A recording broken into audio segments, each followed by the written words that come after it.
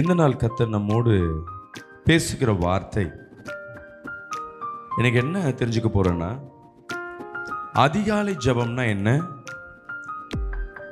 ஏன் பண்ணணும், பண்றதுனால என்ன நமக்கு நன்மைகள். ஜெபம்னா என்ன, அதிகாலை ஜெபம்னா என்ன. ஜெபத்துல நிறைய உண்டு. அதிகாலை ஜெபம்னா என்ன? அதிகாலையில் என்னை தேடுகிறவன் என்னை கண்டடைவான் வசனம் சொல்லுகிறது. நம்ம மதியானம் போய் என்னை தேடுகிறவன் கண்டடைவன் வசனம் சொல்லல.